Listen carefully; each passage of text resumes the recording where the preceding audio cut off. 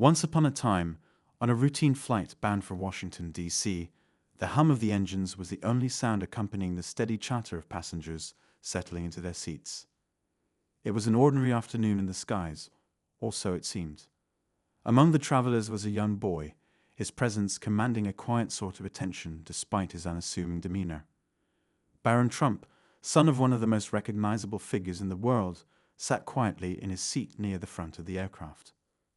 Tall for his age and polite in his manner, he barely spoke, his attention focused on a book in his hands. The cabin crew moved briskly up and down the aisles, attending to passengers' needs with the practiced ease of seasoned professionals.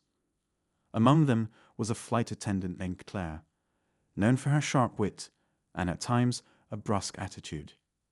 She was efficient, no doubt, but her manner often left passengers feeling more like inconveniences than guests. Today was no different.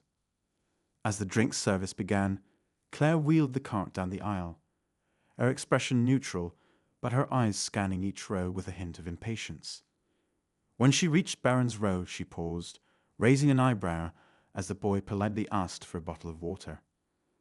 "We're saving those for first-class passengers," she replied curtly, her tone leaving no room for negotiation. Barron blinked, surprised but not offended. "I don't mind waiting," he said calmly, his voice soft but steady. Claire didn't respond, merely moving the cart along as if the interaction had never happened. A few passengers nearby exchanged glances, murmuring to one another. Some recognized the boy, others simply noticed the exchange and the unnecessarily cold response. Minutes passed, and the tension in the cabin grew almost palpable. A few passengers whispered among themselves, their expressions ranging from curiosity to discomfort. One man seated nearby, a business executive in a crisp suit, leaned over to his companion. "Did she just refuse a kid water?" he asked in disbelief. Meanwhile, Barron remained in his seat, his face impassive, but his hands tightening slightly on the book he held. He didn't complain, didn't make a scene, he simply waited. Unbeknownst to Claire, another member of the flight crew had been watching the interaction from a distance. Sophia, a younger and more empathetic attendant, felt her stomach churn with display.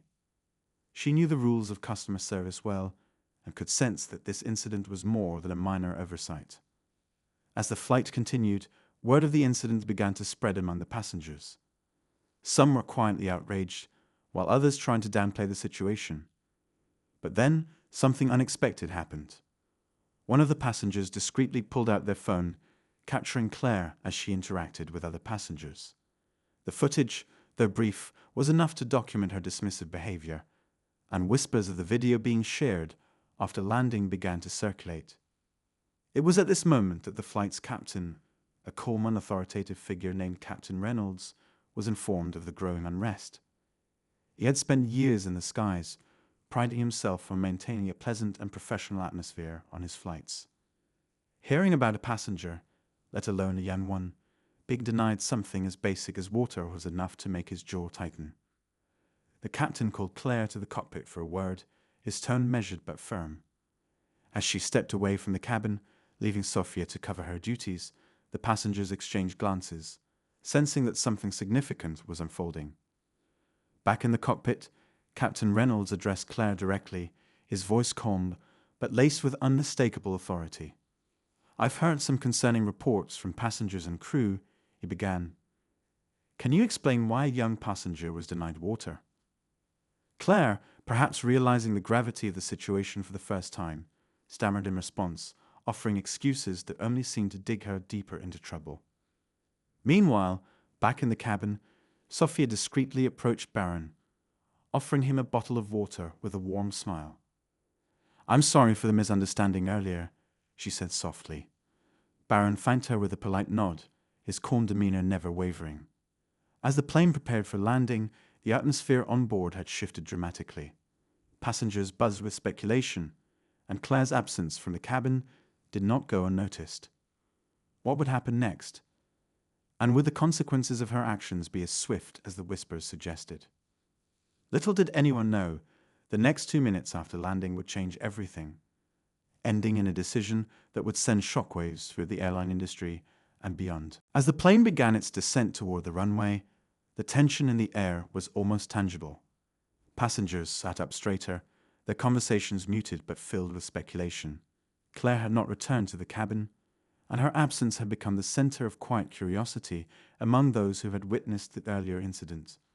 Some whispered to each other, their voices low but urgent, while others simply exchanged knowing looks. Barron, meanwhile, remained seated, his composure unshaken. He quietly sipped the water that Sophia had handed him, his eyes occasionally flicking to the window beside him. Despite his youth, there was an air of maturity about him, a calmness that seemed out of place in such a tense situation. Sophia, now taking over Claire's duties, moved through the cabin with an ease that belied her own nerves. She had seen the way passengers had reacted and could feel the weight of their silent judgment on the airline. She hadn't been working long enough to have experienced anything quite like this, and her mind raced as she tried to anticipate what might happen once they landed. In the cockpit, Captain Reynolds was finishing his conversation with Claire. His voice remained steady, but there was no mistaking the disappointment in his tone. "This is not the standard of professionalism I expect from my crew," he said firmly. "You represent this airline, and more importantly, you're responsible for the care and comfort of every passenger on board.